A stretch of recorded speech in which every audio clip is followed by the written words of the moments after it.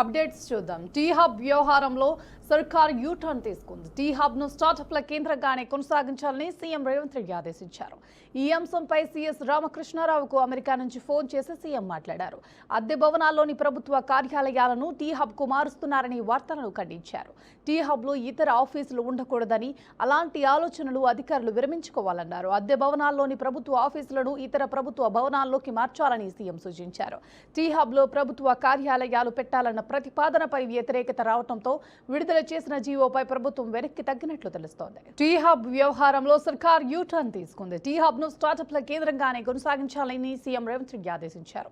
ఈ అంశంపై CS రామకృష్ణారావుకు America నుంచి ఫోన్ చేసి సీఎం మాట్లాడారు. ఇదే అంశానికి సంబంధించి పూర్తి సమాచారాన్ని మా స్పెషల్ కరెస్పాండెంట్ శ్రీకాంత్ అందిస్తారు. ఏదైతే టీ హబ్ సంబంధించి ప్రస్తుతం కొంత వ్యతిరేకత అనేది కనిపిస్తా ఉంది, మనకి చూస్తున్నాం. అయితే తెలంగాణ రాష్ట్రం టీ హబ్ సంబంధించిన వ్యవహారంలో పూర్తిగా ప్రభుత్వం కూడా యూటర్న్ తీసుకున్న పరిస్థితి మనకు కనిపిస్తోంది. తెలంగాణ స్టార్ట్అప్ ఎకో సిస్టమ్ సంబంధించినటువంటి ముఖ్యమైన అంశానికి సంబంధించి అయితే ఈ ప్రతిపాదనకు సంబంధించి ఒకసారి మనం ప్రతిపాదనకు ముందు తర్వాత అన్న రెండు కోణాల్లో ఒకసారి చెప్పుకునే ప్రయత్నం చేద్దాం మనం. అయితే ప్రతిపాదనకు ముందు టీ హబ్ తెలంగాణ ప్రభుత్వం 2015లో స్థాపించింది. అంటే గత బీఆర్ఎస్ హయాంలో ఇది టీ హబ్ అని స్థాపన జరిగింది. ఇది స్టార్ట్అప్ ఇన్క్యుబేటర్ అలాగే ఇన్నోవేషన్ హబ్ గా దీనికి ముఖ్య ఉద్దేశంగా ఈ టీ హబ్ ను ఏర్పాటు జరిగింది. అయితే హైదరాబాద్ లో ఉన్న ఇది భారతదేశంలో అతిపెద్ద స్టార్ట్అప్ ఎకో సిస్టమ్ ఒకటిగా పేరు పొందింది. దాదాపు 2000కు పైగా స్టార్ట్అప్ లకు కూడా స్టార్ట్అప్ కంపెనీలకు సంబంధించి మద్దతు ఇవ్వడం జరిగింది. అయితే ఇది ప్రభుత్వ ప్రైవేట్ పార్ట్నర్షిప్ మోడల్ పనిచేస్తోంది.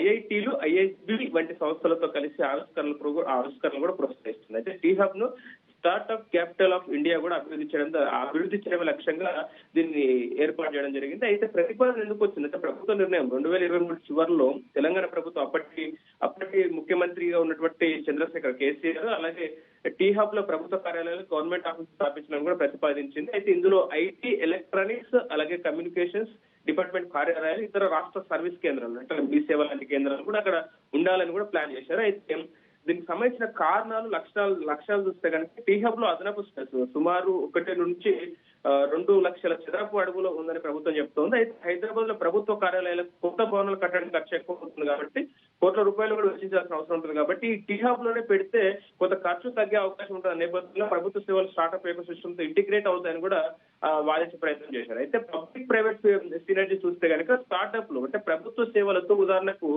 Digital governance, e governance tools connect అయ్యి ఇన్నోవేషన్ పెరుగుతుందన్న అంశాన్ని దానికి సంబంధించి ప్రభుత్వం భావించడం జరిగింది. అయితే ఉదాహరణకి మనం ఇంకొక ఉదాహరణ స్టార్ట్అప్ లో ప్రభుత్వ ప్రాజెక్టులో పాల్గొని రాష్ట్ర ఆర్థిక వ్యవస్థకు దోహదపడతాయని కూడా చాలా క్లియర్ గా చెప్పే ప్రయత్నం చేశారు. అయితే దీనికి సంబంధించిన ఆర్థిక కోణం కూడా చూడాలి మనం ఇక్కడ. ప్రభుత్వం టీ హబ్ ను తమ ఆస్తిగా చూస్తూ దాని రెవెన్యూ అంటే లీజ్ ఫీజుల నుంచి ప్రయోజనం పొందడం 2023 టీ హబ్ రెవెన్యూ సుమారు 100 కోట్ల రూపాయలు. ఇది ప్రభుత్వ బడ్జెట్ కు సహాయపడుతుంది కూడా అంచనా వేయడం జరిగింది. అయితే ప్రాజెక్టు టైం లైన్ వచ్చేసి 2023 డిసెంబర్ లో ఐటీఈ అండ్ సి డిపార్ట్మెంట్ ఈ ప్రతిపాదన ముందుకు సాగించింది. భవనాలు ఇప్పటికే ఉన్నాయి కాబట్టి కొత్త కన్స్ట్రక్షన్ అవసరం లేదని కూడా చెప్పే ప్రయత్నం చేసింది. అయితే ఈ ప్రతిపాదన ప్రభుత్వం దృష్టిలో వికసిత రాష్ట్ర లక్ష్యానికి సహాయకరంగా ఉంటుందని కూడా చూశారు. అయితే ఇది స్టార్ట్అప్ కమిటీలో ఒక తీవ్ర చర్చనీయాంశం కూడా మారింది. అయితే వ్యతిరేకతకు సంబంధించి అంటే ప్రస్తుతం ఇప్పుడు మనం చూస్తున్నాం వ్యతిరేకతకు సంబంధించిన కొన్ని కారణాలు, ఆ ప్రభావాలను కూడా చూస్తే కనుక స్టార్ట్అప్ కమ్యూనిటీ కోణం చూసుకుంటే టీ హబ్ ను ప్రభుత్వ ఆఫీస్ స్పేస్ గా మార్చితే దాని core identity innovation free environment కోల్పోతుందని కూడా ఒక వ్యతిరేకతగా చెప్పుకోవచ్చు. స్టార్ట్అప్ ఫౌండర్లు అంటే T hub CEO Rahul Dalmala ఇతర ఎంటర్ప్రీనర్లు ఈ అంశం చెప్పే ప్రయత్నం చేస్తున్నారు. ఇది స్టార్ట్అప్ కు డిస్టర్బ్ అవుతుందనే నేపథ్యంలో అంటే ఇది స్టార్ట్అప్ లను డిస్టర్బ్ అవుతుంది, ప్రభుత్వ ఆఫీసులు బ్యూరోక్రసీ తీసుకొస్తాయి, సో క్రియేటివిటీ తగ్గుతుందని ఒక కారణం చెప్పే ప్రయత్నం చేశారు. అయితే ఇన్వెస్టర్లకు సంబంధించి కూడా వెంచర్ క్యాపిటల్ ఫార్మ్ కూడా చూసుకుంటే దీనికి సంబంధించి కూడా ఇవన్నీ కూడా దూరం అవుతాయి. టీ హబ్ ప్రస్తుతం 1500కు పైగా జాబ్స్ జనరేట్ చేస్తోంది. ఇది దెబ్బతింటుందని ఒక అంచనా చెప్పే ప్రయత్నం చేస్తే ప్రభుత్వ రాజకీయ కోణం చూసుకుంటే కనుక విపక్షాలు ఏవైతే కాంగ్రెస్ అంటే విపక్షాలు ఏదైతే బీజేపీ, బీఆర్ఎస్ ఏవైతే ఉన్నాయో దీనికి సంబంధించి ప్రభుత్వ ఆస్తిని వృధా చేయడానికి ప్రయత్నం చేశారు. అంటే ప్రస్తుతం ముఖ్యమంత్రి రేవంత్ రెడ్డి అంటే తర్వాత ఈ 2023లో సీఎంగా అయిన తర్వాత ట్విట్టర్ పోస్ట్ చేసే టీ హబ్ ను గవర్నమెంట్ ఆఫీస్ ను మార్చకూడదు, ఇది స్టార్ట్అప్ హబ్ గానే ఉండాలంటూ కూడా ఆయన ప్రకటించడం జరిగింది. అయితే ఇది ఎన్నికల సమయంలో 2023 డిసెంబర్ అసెంబ్లీ ఎన్నికల టైంలో ఒక రాజకీయ టూలో కూడా ఇది మారిందని చెప్పుకోవాలి.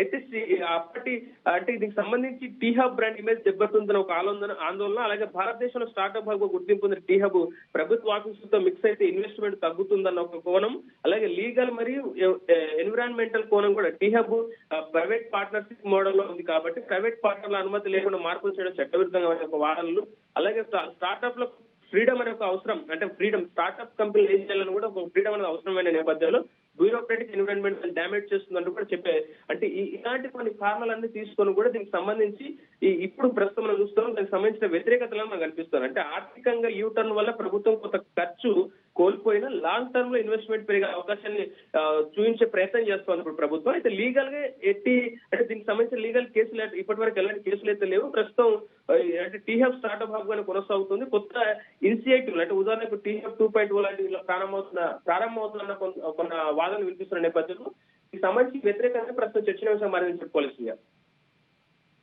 Thanks for the update.